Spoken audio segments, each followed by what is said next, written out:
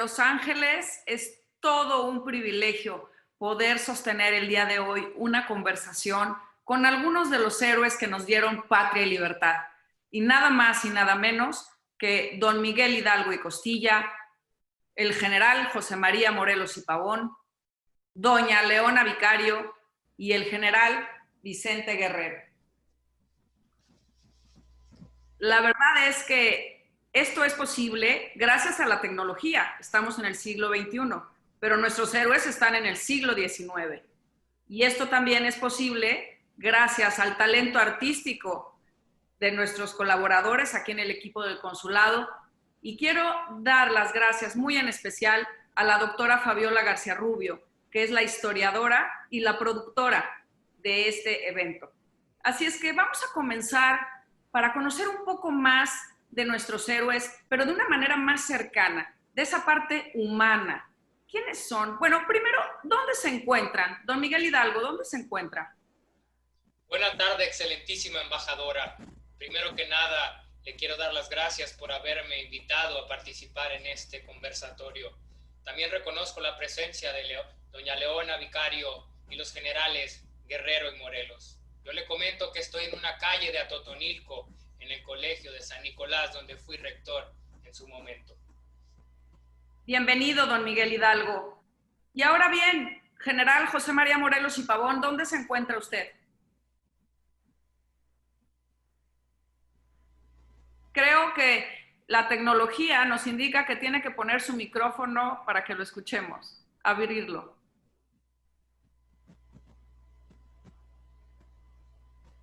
Embajadora, ¿me escucha? Sí, perfecto. Gracias, un gusto saludarla, sea cual sea la manera que logró pues juntarnos a todos, créame que sigo asombrado. Bueno, yo estoy esta es la fachada de mi casa en Morelia, que ahorita, bueno, pues es considerada un museo. Mucho gusto y bienvenido, general. Gracias. Doña Leona Vicario, cuéntanos, ¿dónde se encuentra usted? Muy buenas tardes, embajadora. Para mí es un placer saludarla antes que nada. Y lo que ven a mis espaldas es la fachada de mi casa en la Ciudad de México. Muy bien. Y por último, general Guerrero, ¿dónde se encuentra? Con su general Marcela. Muy buenas tardes. Yo me encuentro en Tixtla, Guerrero, justo aquí en la villa de Tixtla. Muy bien, bueno, pues entonces estamos listos. Y yo quisiera que nos platicaran un poquito sobre sus orígenes. ¿Dónde nacieron? ¿Dónde crecieron? ¿Quiénes son ustedes? Don Miguel Hidalgo. Claro que sí, excelentísima embajadora, con mucho gusto le puedo platicar de mis orígenes. Yo nací el 8 de mayo de 1753 en la hacienda Corralejo, que ahora ustedes ubican por Pénjamo, Guanajuato. Mis padres me dieron el nombre de Miguel Gregorio Antonio Ignacio Hidalgo y Costilla y Gállaga. Vengo de una familia acomodada y numerosa. Le puedo comentar, embajadora, que en referencia a mi preparación eclesiástica, inicié con los jesuitas. Con ellos tuve la oportunidad de extender mi conocimiento, no solo en la cuestión eclesiástica, sino también obtener algunos libros de autores franceses. Pero como los jesuitas fueron expulsados de la Nueva España, tuve que continuar con los franciscanos, hasta ser cura de Dolores. También obtuve un bachiller en artes por la Real Pontificia Universidad de México y un bachiller en teología. También le puedo comentar que estuve muy interesado en las lenguas indígenas, esto por mi contacto con los pueblos que residían en la Nueva España, hablaban náhuatl, otomí y algunas otras lenguas, así como francés, como le comentaba, por mi encuentro con la literatura francesa. Me gustaría también comentarle, embajadora, que a mi casa le llamaban la Francia chiquita, y usted se preguntará por qué. Bueno, a mí me gustaba que el pueblo tuviera eventos, mi casa que estuviera abierta al público. Ahí hacíamos tertulias literarias, eventos culturales, bailes, comidas, en fin. Ahora que lo pienso bien, embajadora, me hubiera gustado que usted y yo coincidiéramos en estos eventos y poder haberle extendido la invitación para que fuera una distinguida invitada y, por qué no, haberle invitado una botella de vino. Hubiera sido maravilloso, don Miguel Hidalgo, pero afortunadamente hoy tengo el privilegio de poder conocer un poquito más de usted en esa parte humana y no de héroe, como siempre nosotros lo hemos estudiado en la época actual. Muchas gracias, don Miguel. Y usted, general José María Morelos y Pavón, ¿qué nos puede comentar? Gracias, embajadora. Pues comenzaré por decirle que mi nombre completo es José María Teclo Morelos y Pavón. Yo nací en Valladolid, Morelia, el 30 de septiembre de 1765. Prácticamente viví los primeros 9 años de mi vida en el rancho de San Rafael Tahuejo, en Parácuaro. Y bueno, yo recuerdo que jugaba con mis hermanos como cualquier otro niño, pero también teníamos la obligación de ayudar a mi padre, quien era carpintero. Esto, bueno, porque mi familia era una familia humilde, lo cual años después me llevó a ordenarme como sacerdote. Quiero aclarar que mi vocación era genuina. Lo que pasa es que en estos tiempos los hombres solo teníamos 2 opciones para obtener una entrada de dinero estable. Una era, pues, enlistándose en el ejército, y la otra, perteneciendo a la iglesia. Pero bueno, volviendo un poco a cuando era niño, desgraciadamente a los 9 años mis padres se separaron. Yo me fui a vivir con mi abuelo paterno, el señor José Pérez Pavón. Él era maestro de una escuela y ahí aprendí a leer y escribir. Siempre le comento, me ha gustado la gramática y me considero bueno para los números. Así es que a los 24 años tuve la oportunidad de ingresar al colegio de San Nicolás, donde era rector el cura Miguel Hidalgo. Ahí lo conocí, me di cuenta que era una persona muy honesta, de vocación muy fuerte y sobre todo que compartíamos muchos ideales, entre ellos el de la libertad. Bueno, pues es extraordinaria, la verdad, los orígenes, su niñez, porque un evento tan triste como la separación de sus padres le dio la oportunidad de estudiar y de ser quien es, general. Muchas gracias. Doña Leona Vicario, la mujer en este grupo, ¿qué nos puedes comentar? Bueno, embajadora, yo le comento que mi nombre completo es María de la Soledad Leona Camila Vicario Fernández de San Salvador. Un nombre largo, ya que así se acostumbraba en estos tiempos. Yo nací en la Ciudad de México y crecí en la misma ciudad. Nací en el año de 1789, el mismo año en el cual inició la Revolución Francesa. Y mi padre era un español peninsular, don Gaspar Vicario, y mi madre ya era originaria de estas tierras, doña Camila Fernández de San Salvador. Yo estudié en uno de los pocos colegios para niñas que existían en la época. En esto se nos enseñaba a leer, a escribir y a catecismo, que como usted sabrá, la religión católica es muy importante para nosotros, pero en estos colegios se nos enseñaban a las mujeres también a tejer y a bordar, que eran consideradas las actividades propias para las mujeres. Pero permítame comentarle, embajadora, que yo desde pequeña me interesé por otro tipo de temas, por la ciencia, la literatura, la filosofía, y gracias a mi padre pude estudiar todo este tipo de temas. Inclusive él me enseñó francés, es por el que sé hablar francés, y todos estos ideales me llevaron a usar uso de la razón. De esta manera, yo escribí para los periódicos insurgentes El Ilustrador Nacional y El Ilustrador Mexicano, y yo sé que usted es muy inteligente y se preguntará, ¿por qué si mucha gente no sabía leer, para qué escribir en los periódicos? Y sí, mucha gente no sabía leer, pero los que sabían leer, leían en grupo para que todos pudieran estar enterados de lo que pasaba en el movimiento. Qué interesante, doña Leona, porque la verdad es que sí, era un pequeño grupo el que tenía el privilegio precisamente del conocimiento de la lectura y de la escritura. Pero qué bueno que una mujer como usted, ya contábamos nosotros en esa época.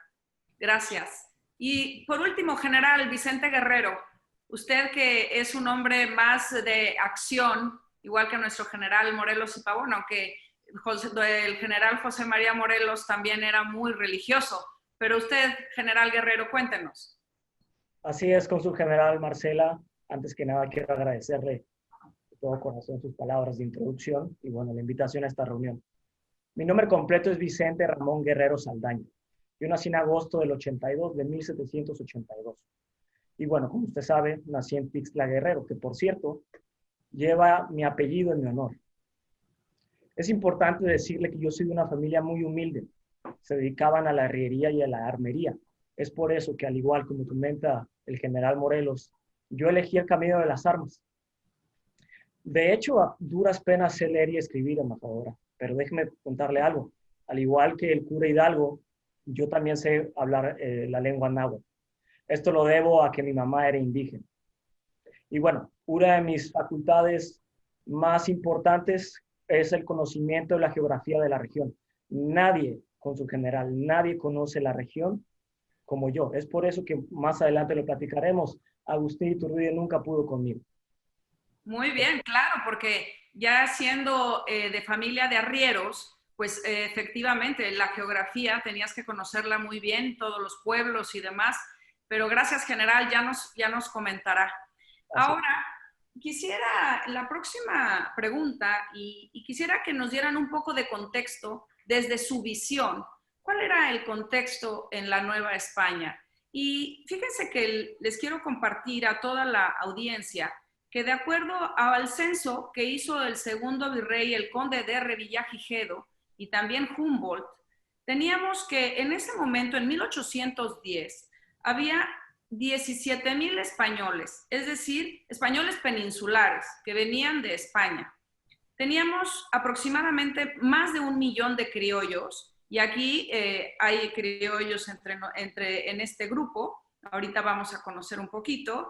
Había 2 millones de mestizos y casi 3 millones de población originaria, es decir, de las castas y demás, y una minoría de negros, aproximadamente 200,000, provenientes del continente africano.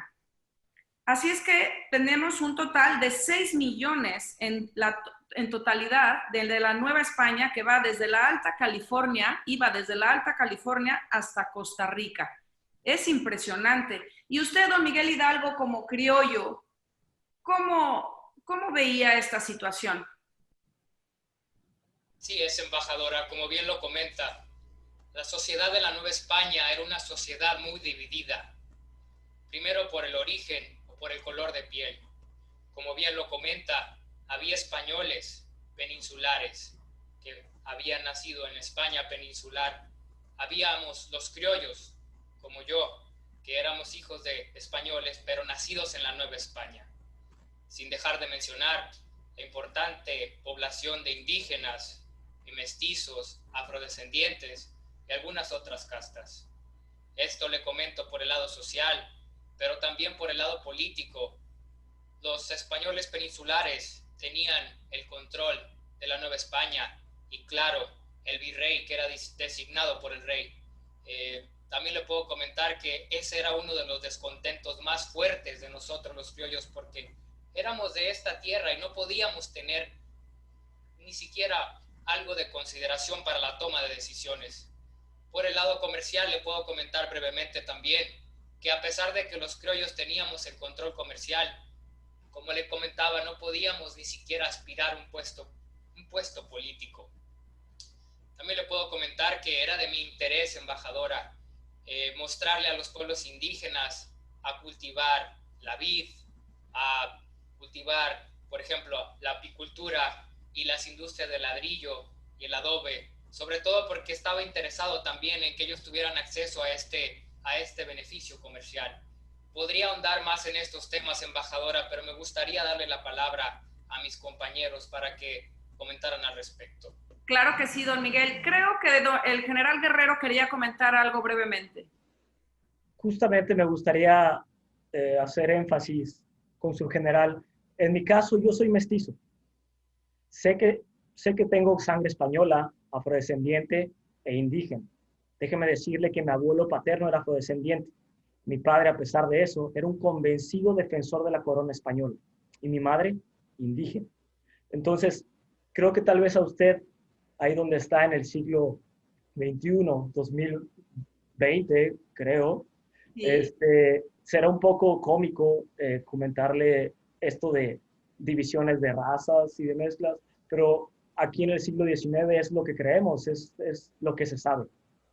Pues, general, desafortunadamente, este es un tema que pervive en el siglo XXI. Ha habido grandes luchas cruentas, muy fuertes por buscar la igualdad y que no importe, por ejemplo, que yo tenga el color, pues no sé, cocoa, ¿no? Del chocolate o de un chocolate ahí mezclado con leche, que sea café con leche, y otros que sean de color del chocolate del 90 y tantos %, oscuro, pero seguimos con ese tipo de prejuicios. Pero lo que sí queremos es que ahora ya no hay razas, no hay castas, solamente es la raza humana y todos somos iguales y vamos a seguir luchando por esa igualdad. Gracias, General Guerrero. Y General José María Morelos y Pavón. Sí, claro, mire, pues yo soy de sangre mestiza, parte española y por supuesto parte indígena. Yo quisiera agregar a esto que en la Nueva España había un monopolio comercial por parte de la corona. Entonces, pues esto le daba el control y le permitía tener control también sobre toda la actividad económica y financiera, lo cual, bueno, pues era injusto. Desde la llegada de los españoles a México lo habían estado saqueando. Como ya lo mencionaron mis compañeros de lucha, pues sí, las clases sociales estaban muy marcadas, pero no solo por el color de la piel, como usted lo mencionó, embajadora, sino también por las riquezas. Y bueno, eso también tenía que acabar. Teníamos que crear alguna manera de que hubiera una justa distribución de las mismas. Gracias, general. Pero doña Leona Vicario, usted era de una clase acomodada, podríamos decir. ¿Por qué su interés en conseguir la igualdad? ¿Cuál era su visión en la Nueva España? ¿Cuál era su posición? Claro, embajadora, mire, quisiera empezar comentándole que yo soy criolla, llamémoslo así, es una clase social que, como ya bien lo mencionó el cura Hidalgo, hijos de españoles, pero ya nacidos en la Nueva España, españoles peninsulares. Bueno, en realidad, claro que existe esta inconformidad. Si ya bien lo mencionaron mis compañeros, los españoles podían con todo, con la política, tenían también las minas a su cargo, y nosotros los criollos teníamos una pequeña parte de estas minas, del comercio. Yo, como mujer, y usted me entenderá, en estos tiempos era aún más difícil sobresalir como mujer. Imagínense, las mujeres solamente teníamos dos opciones. Una era casarte y ser una buena madre, una buena esposa, una buena hija, y la otra era unirte a la iglesia y servirle a Dios. Esto pues no nos permitía aunar muchos otros temas, y quisiera que usted se imaginara cuál era la posición que tenían todas estas mujeres afrodescendientes, todas estas mujeres criollas, que al igual que yo no podíamos aspirar ni siquiera a tener una posición política. Todo este tipo de inconformidades pues obviamente me hicieron, como ya le dije, usar uso de la razón y externar mi propia visión. Y yo estaba convencida de que la Nueva España debía ser una nación libre y que debía de ser gobernada por los que aquí nacimos y no por extranjeros. Muy bien, doña Leona, muchísimas gracias. Sí, don Miguel Hidalgo, bueno, ahora que ya sabemos un poquito de cuál es su visión de la Nueva España, don Miguel Hidalgo, cuéntenos cómo inició todo, porque usted inició todo. Claro que sí, embajadora. Antes de pasar a esa pregunta compleja, pero muy importante, me gustaría agregar que en la Nueva España también era muy importante la religión católica. Me imagino que usted, donde está ahora mismo, en el Consulado de México, se realizan actos de registro civil. Por poner un ejemplo, la religión católica tenía el control de todos estos documentos y también tenía un peso económico muy importante porque se encargaban de realizar préstamos económicos. Eso por una parte, y pasando a su pregunta, embajadora, es una pregunta muy compleja.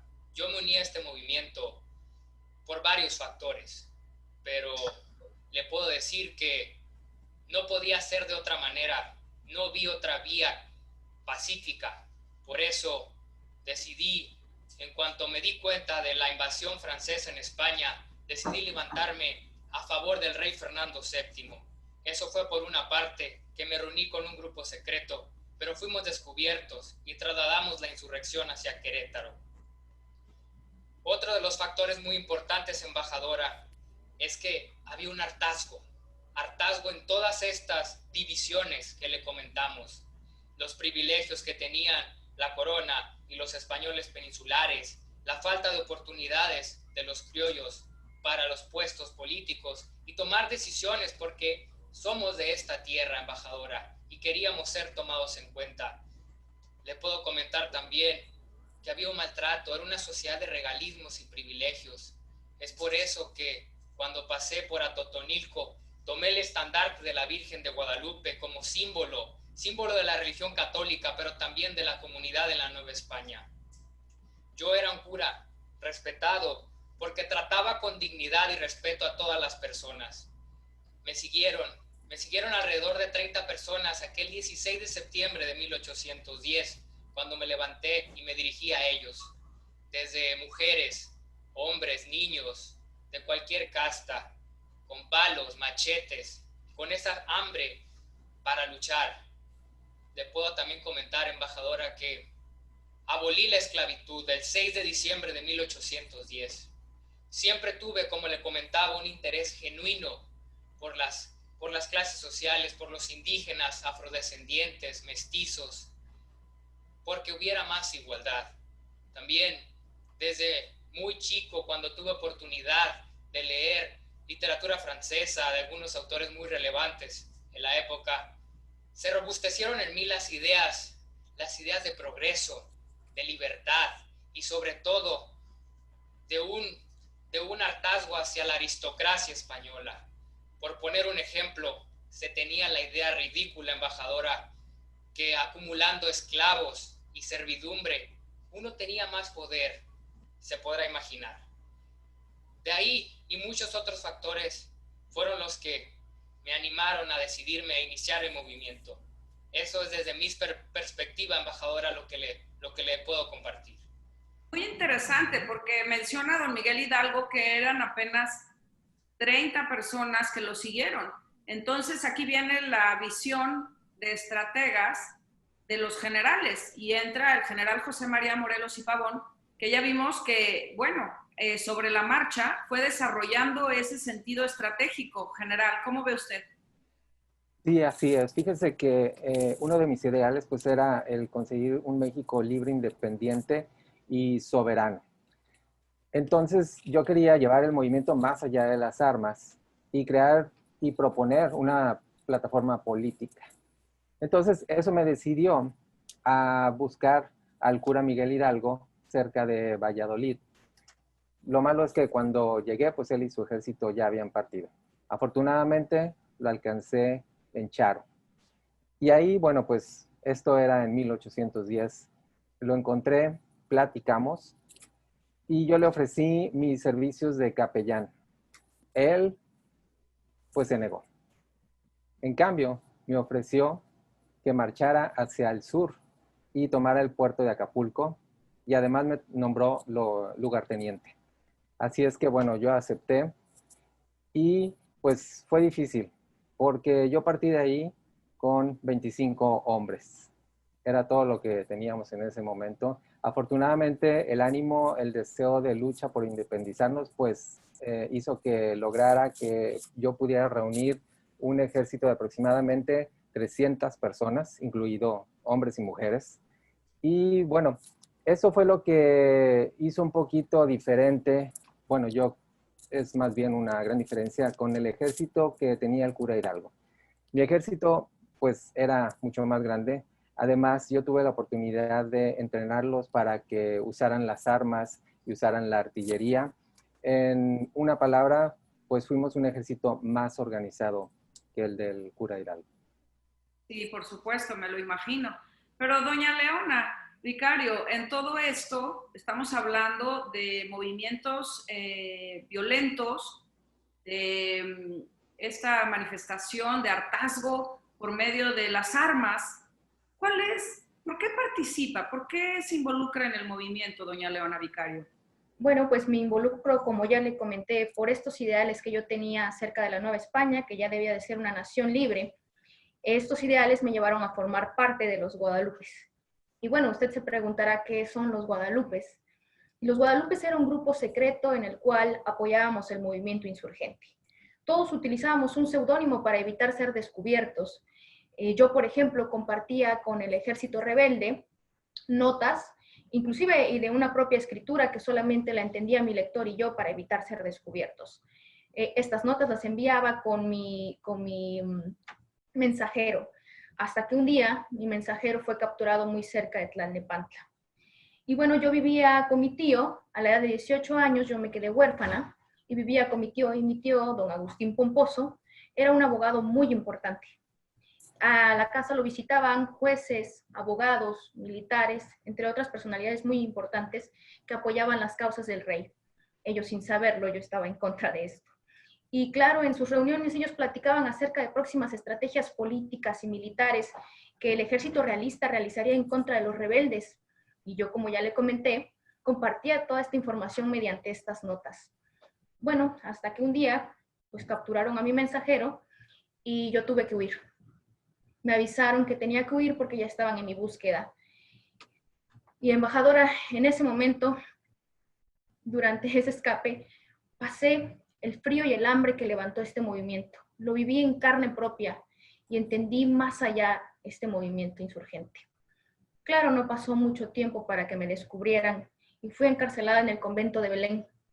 Ahí se llevó a cabo mi juicio. Y bueno, claro que se me ofreció el indulto, como usted sabrá, lo cual yo rechacé por completo. Y de hecho amenazaron con quitarme mis propiedades y mi dinero si yo no compartía la información y los nombres reales de los que formábamos parte de los Guadalupes. Yo me negué completamente y les dejé muy claro que me haría cargo de mis culpas, pero que no pagaría por las culpas de otros, ni tampoco haría ellos pagar por mis culpas. Hasta que una noche, embajadora, pude fugarme con ayuda de los rebeldes. Y quizás le parezca a usted un poco ridículo la forma en la cual pude llegar hasta Oaxaca, donde me uní a las tropas de Morelos. Cuéntanos. Pues tuve que teñir mi piel más oscura, como bien ya comentaba usted, para evitar ser descubierta, porque claro, no pasó mucho tiempo para que se supiera de mi fuga y para que yo pudiera burlar estos lugares donde habían puesto puestos de vigilancia, pues sí, efectivamente, tuve que teñir mi piel oscura. Y así llegué a Oaxaca, me uní a las tropas de Morelos y desde ahí apoyé otra manera el movimiento. En la planeación estratégica, política, también en la supervisión de heridos, entre otros temas. Muy bien, gracias, doña Leona Vicario. General Guerrero, ¿usted en qué momento es que se involucra en el movimiento? Porque como ya veremos más adelante, la verdad es que la consumación de la independencia se da con usted. Cuéntanos. Así es, yo me incorporo al ejército del general Morelos, bajo las órdenes de Hermenegildo Galeana, con su general. Como le comentaba el cura Hidalgo, y bien lo mostraban las letras que escribió Lucas Alamán, había desorden. Al inicio del movimiento había desorden, había robo, faltaba organización, necesitaba ese movimiento planeación. En el momento que yo me incorporo al ejército del general Morelos, trato de integrar mis conocimientos para darle planeación, para darle un sentido a ese movimiento, que tenga mucha más fuerza. ¿Y cómo lo logramos? Con mucho conocimiento del terreno, demasiado conocimiento del terreno. Era algo que desde pequeño se me facilitaba con su general. Entonces, continué con el movimiento más adelante, como usted sabe, al igual que doña Leona, a mí me ofrecieron el indulto también, muchas veces, en 1816. Lo recuerdo y con mucha pena y dolor se lo digo. Intentaron chantajearme con mi padre. Mi padre, que es muy fiel a la corona española, fue y me ofreció el perdón de España. Con el dolor de mi corazón se lo dije. La patria es primero, padre. Y lo rechacé. Más adelante continué con la lucha y parte de la negociación, cuando el general Iturbide no logra con mis tropas, me escribe una carta y empezamos a negociar. Como le comentaba al principio, a duras penas sé contestar una carta, pero no me impidió poder seguir negociando y buscar conciliar e integrar. Y fue que creamos el Plan de Iguala, que tenía el sentido de conciliar todos los intereses en la Nueva España. Juntar a la iglesia, a los que querían un imperio, a los que querían una república, hacernos uno mismo. Era lo que hacía falta. Qué interesante, general. Y la verdad es que muy admirable porque todos ustedes arriesgaron la vida Y aquí nos están preguntando la audiencia, dice, ¿qué sintieron al saber que sus vidas estaban en riesgo? Por ejemplo, General Guerrero. Yo le puedo decir, embajadora, que no hay riesgo si se quiere la patria. Soy sumamente leal a mi tierra, a mis ideales. El juramento es de lealtad completa ante mi patria. Es por eso que rechacé hasta a mi mismo padre de ofrecerme el perdón. Porque para mí, y como lo dije en su momento, la patria es primero y siempre lo será. El juramento siempre será de lealtad e interpondré mi vida si fuera necesario antes. Claro, y eso es muy importante, porque una cosa es el amor a la patria y otra nacionalismos absurdos que nos impiden conocer al otro. Lo que hay que hacer es ser patriotas. Y don Miguel Hidalgo, cuéntanos, ya está en el movimiento, ya va a concluir, pero más bien va a concluir su vida, porque cuéntenos de eso. Pues, así como le comentaba Guerrero, para mí tampoco era una opción renunciar. Te puedo decir que no solo fui considerado traidor, sino también se me degradó eclesiásticamente, porque no solo formar parte de este movimiento me involucraba en cuestiones políticas, sino también yo tenía un compromiso con la iglesia. Le puedo decir que el movimiento que yo inicié y seguí pasó por varios estados de México. No pude entrar a Puebla, a Veracruz, mucho menos a la Ciudad de México. Así que me fui hacia el norte, embajadora, pero fui capturado y después fui fusilado el 30 de julio de 1811. No pude consumar lo que tanto decía. Sí, ni siquiera un año, pero qué importante fue todo el inicio del movimiento independentista, don Miguel Hidalgo. Muchas gracias. Y General José María Morelos y Pavón, usted continuó este movimiento, sí tuvo la oportunidad de hacerlo. Así es, afortunadamente yo continué con los ideales que el cura Miguel Hidalgo nos había enseñado y nos había forjado desde que yo lo conocí en el Colegio de San Nicolás. Y bueno, yo creo que de hecho uno de mis mayores aportaciones a este movimiento fue cuando en 1813 redacté Sentimientos de la Nación. Este documento fue leído en la primera sesión del Congreso de Chilpancingo, que vino a sustituir a la Junta de Zitácuaro, y donde proclamamos la independencia de la América mexicana del trono español. Le comento, embajadora, curiosamente, este era uno de los temas con los que yo difería totalmente con el cura Hidalgo, ya que para mí el independizarse de España era la única opción, no había de otra. Y esto no quiere decir que a mí me hubiera gustado estar de pleito con ellos para siempre, no, para nada.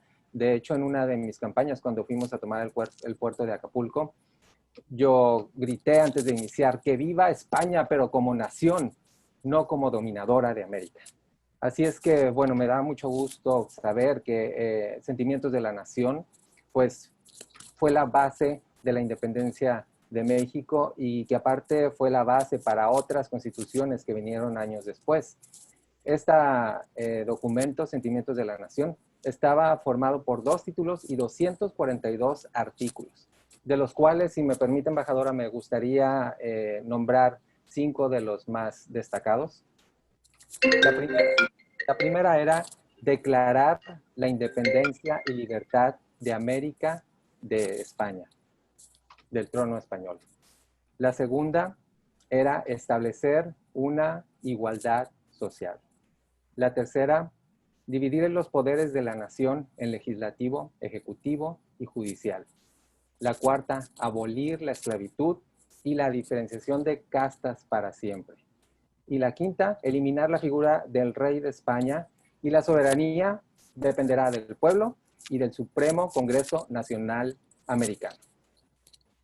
Qué barbaridad. Muchísimas gracias por esa gran aportación, porque como usted dice, ahí ya se plantea realmente la independencia de los españoles, de la nación española. Y disculpe por la interrupción del teléfono, pero en el siglo XXI tenemos unos aparatos que ustedes no conocen, por los cuales nos podemos comunicar, pero no se preocupen, todo está bajo control. No hay problema, aquí tenemos mucho ruido de caballos y todo esto. Muy bien. Doña Leona Vicario, ¿quiere aportar alguna idea antes de que conozcamos un poquito más del movimiento por el general Guerrero? Claro que sí, embajadora. A mí me gustaría comentar que no fui la única mujer que estuvo en este movimiento. Gertrudis Bocanegra fue otra de mis compatriotas que también levantó la voz, Mariana Rodríguez y, como todos saben, Josefa Ortiz de Domínguez, dentro de otras mujeres más. Lamentablemente, embajadora, quisiera comentarle que a la muerte de Morelos, yo tuve que huir y esconderme en la sierra. Como usted sabrá, mi hija nació en una cueva en este tiempo en el cual yo huí, pero tiempo después, cuando el general Guerrero ya llegó a la Ciudad de México, yo pude retomar mi vida. Lamentablemente, embajadora, un compatriota mío, Lucas Alamán, no sé si usted lo llegará a conocer o habrá leído acerca de él, se empeñaba en manchar mi imagen y el apoyo de todas estas mujeres que participamos en el movimiento. Yo no podía creer que en otras naciones del mundo el trabajo de las mujeres era reconocido y que en mi patria mis compatriotas se empeñaran en manchar esta reputación. Y de hecho, no sé si me permita, quisiera comentarle un poco o leerle un poco acerca de una carta que le mandé en el año de 1831. Por favor. Que dice así: si el amor cree usted, señor Alamán, que fue el móvil de mis acciones, ¿qué conexión pudo haber tenido este con la firmeza que manifesté, ocultando, como debía, los nombres de los individuos que escribían por mi conducto, siendo así que ninguno de ellos era mi amante? Confiésese usted, señor Alamán, que no solo el amor es el móvil de las acciones de las mujeres, que ellas son capaces de todos los entusiasmos y que los deseos de la gloria y de la libertad no les son unos sentimientos extraños, antes bien, suele obrar en ellas con más vigor.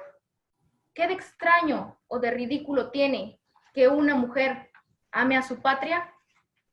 Y bueno, embajadora, quiero comentarle que hasta este momento yo he actuado con total independencia. Todas mis decisiones han sido libres. Qué maravilla, y quiero compartirle, doña Leona Vicario, que desafortunadamente en el siglo XXI este deseo de igualdad entre hombres y mujeres, la búsqueda de la equidad, de la igualdad de oportunidades, pues sigue siendo una lucha. Y más aún, tenemos muchos casos, y bueno, les cuento que en el 2020 estamos enfrentando una pandemia. Y esta pandemia también ha exhibido todos estos abusos que hay de violencia doméstica y de violencias a las mujeres. Pero mujeres como usted nos inspiran a seguir en esta lucha y en la defensa siempre de los más vulnerables.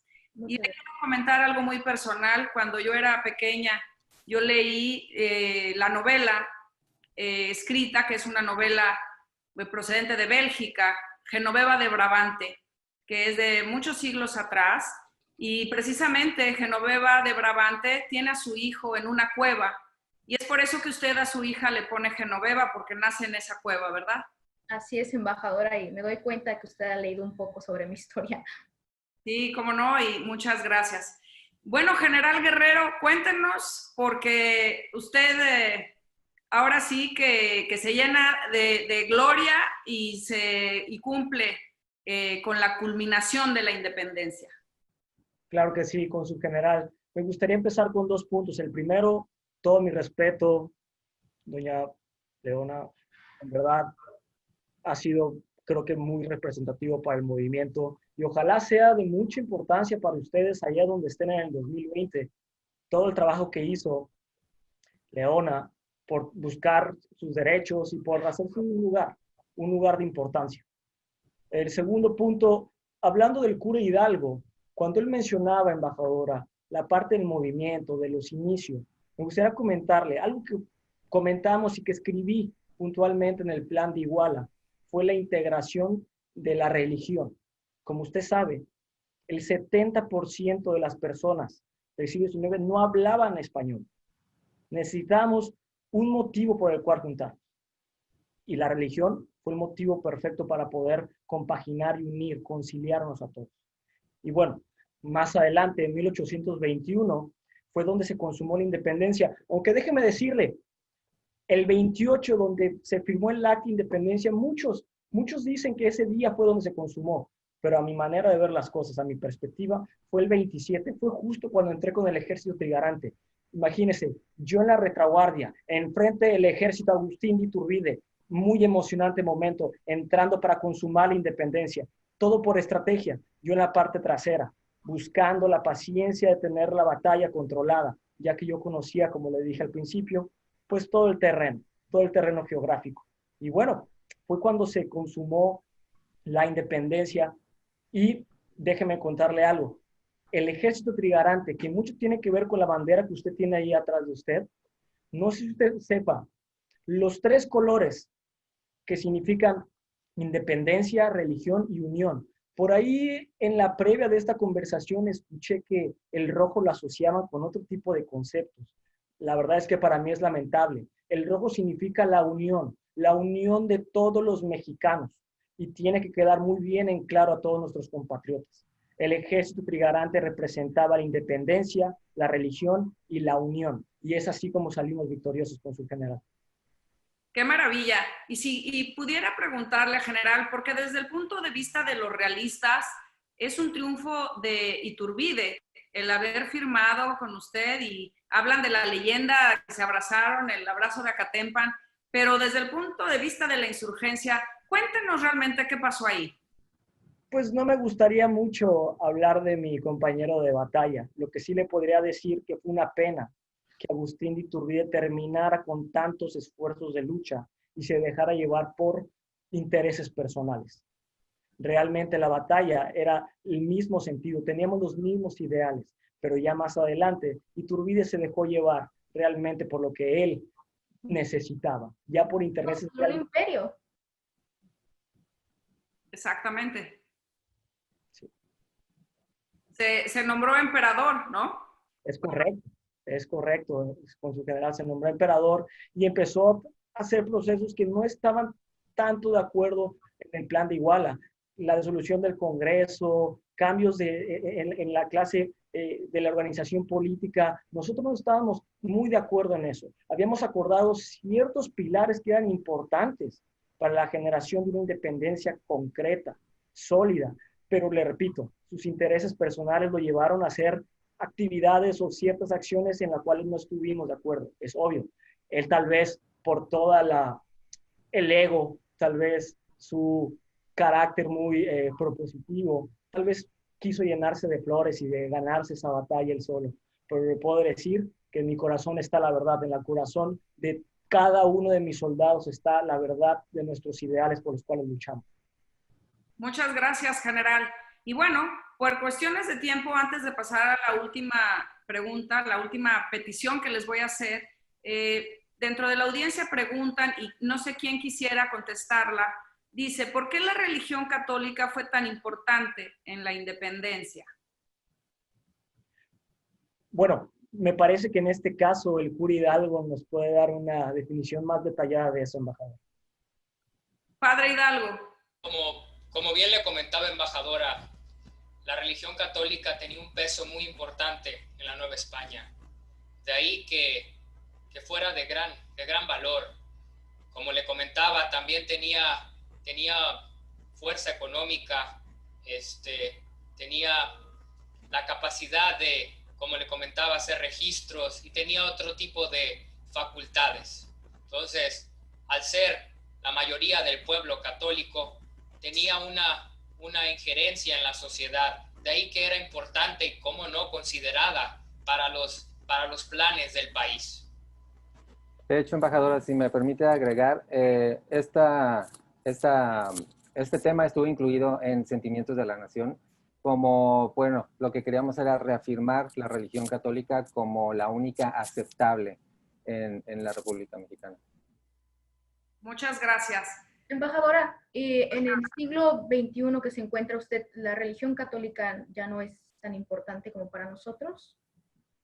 Bueno, pues como ustedes saben, ya ha habido, digamos que muchas vertientes y ya aceptamos mucho más, por ejemplo, a los judíos, a los musulmanes. No solamente es la religión católica, sino que estas tres grandes religiones se han posicionado en el mundo y lo mismo es un reflejo en nuestro país. Y también incluso somos mucho más tolerantes hacia los agnósticos, hacia los que se llaman ateos y otras religiones.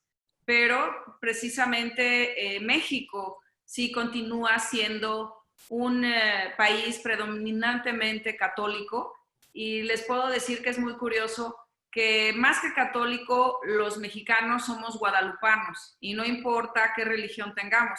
Por ejemplo, dicen un judío, sí, es un judío guadalupano, cuando es un judío mexicano, porque los guadalupanos seguimos siendo todos, nos sigue uniendo. Ahora, Para complementar, embajadora, su comentario sobre que somos guadalupanos, por eso tomé el estandarte de la Virgen de Guadalupe, la Madre Tonantzin, como le llaman los indígenas. Era importantísimo también incluirlos como parte de estos movimientos. ¿Por qué no con la Virgen de Guadalupe? Claro, claro que sí, embajadora. sí, General Guerrero, quería comentar algo. Recalcar nuevamente, cónsul general, justamente ese punto lo incluimos en el plan de Iguala. Era importantísimo ver a la religión católica como la única. Y para esto lo hicimos integrando. Sabíamos que el 70% de las personas no hablaban español. Teníamos que integrarlos de una manera y la religión católica, en nuestro caso, fue la manera de integrarnos todos por buscar la conciliación, buscar la integración y buscar los intereses comunes de todos. Claro, y sobre todo si nos remontamos a los orígenes de nuestra Virgen de Guadalupe con Juan Diego y todo esto, y si vemos en la época, también había otras vírgenes como la Virgen de los Remedios, pero que no tuvo esa permanencia como lo tuvo nuestra Virgen de Guadalupe. Por eso les digo que hay ateos guadalupanos, siempre que sean mexicanos son ateos guadalupanos, agnósticos guadalupanos, judíos guadalupanos, musulmanes guadalupanos, los mexicanos. Y bueno, pues para concluir esta conversación, voy a hacerles una última petición y le quiero decir a la audiencia que vamos a contestar sus preguntas y vamos a tenerlas en nuestras plataformas, van a recibir información porque hay muchísimas preguntas y a todas las vamos a contestar. Y también vamos a hacer un programa que se va a llamar Tras Bambalinas, porque les queremos compartir todo este trayecto para poder llevar a cabo esta conversación con estos héroes que nos dieron patria y libertad. Y para concluir, les quiero pedir, don Miguel Hidalgo, a todos ustedes, General Morelos y Pavón, doña Leona Vicario, General Guerrero, si nos pudieran dar un mensaje, ustedes desde el siglo XIX, desde principios del siglo XIX, a nosotros, los mexicanos del siglo XXI, ¿qué mensaje nos enviarían? Don Miguel Hidalgo. Claro que sí, me gustaría cederle la palabra a la señora Leona, doña Leona Vicario, para que primero, como dama, ofrezca unas palabras. Muchas gracias, cura. Pues bueno, embajadora, yo le diría a la sociedad que busquen siempre la justicia y la igualdad entre todas las clases sociales. Este movimiento se originó precisamente por esta desigualdad que existía en la Nueva España. Y déjeme comentarle, embajadora, que leyendo un poco acerca de lo que ahora es el siglo XXI, estoy muy contenta de ver que las mujeres cada vez ocupamos un espacio más en la sociedad. Por ejemplo, usted ocupa un espacio muy importante en estos temas que ya comentamos anteriormente, que nosotros, ni siquiera los criollos, ni pensar las mujeres podíamos ocupar estos puestos. Y espero que cada vez esta participación de las mujeres sea más fuerte. Gracias, doña Leona Vicario. Yo creo que bien valdría la pena hacer un reconocimiento a todos los mexicanos, porque pues son un pueblo que siempre ha tenido la fortaleza de salir adelante ante cualquier adversidad y que ahora, bueno, pues que no conocen mejor su identidad a través de los sucesos del pasado que ahora nos definen como nación. Muchas gracias, general. Don Miguel Hidalgo. Yo le puedo decir, embajadora, a todos los mexicanos que nos ven, que rara vez quien inicia un movimiento paladea el sabor de la victoria. ¿A qué me refiero con esto? A que muchos de los que luchamos no tuvimos la fortuna de gozar de un México independiente. Así que mexicanos, gocen, disfruten de un México independiente, pero sobre todo trabajen para un México mejor y sigan sus convicciones siempre. Gracias, don Miguel. General Guerrero. Me gustaría terminar con la conciliación, embajadora. Pienso que es muy importante buscar la integración social. Como lo expresé en el plan de Iguala, la unión es la única base sólida en que pueda descansar nuestra común felicidad. Aunque también me gustaría aconsejarles y hacer énfasis en ser congruentes en sus pensamientos y sus acciones, embajadora. Eso es para mí el consejo que les puedo dar allá en el siglo XXI. Maravilloso mensaje el de la congruencia. Yo creo que siempre debe corresponder a nuestras palabras y a nuestros actos el ser congruentes. Muchísimas gracias, General Guerrero. Muchas gracias a la audiencia. Les repito que sigan nuestras redes sociales. Nosotros vamos a estar contestando todas y cada una de sus preguntas, porque como saben, tenemos una doctora en historia que colabora en el equipo, la doctora Fabiola García Rubio, que quiero realmente darle toda mi felicitación, todo mi reconocimiento. Y bueno, a ustedes, General Morelos y Pavón, General Guerrero, doña Leona Vicario y don Miguel Hidalgo y Costilla, que ya sabremos en tras bambalinas cómo se desarrollaron los acontecimientos para llegar a este conversatorio. Muchísimas gracias a todos ustedes y saben que ¡viva México! ¡Viva México! ¡Viva! ¡Viva México! ¡Viva la libertad, compañeros! ¡Viva! ¡Viva! Felicidades, gracias.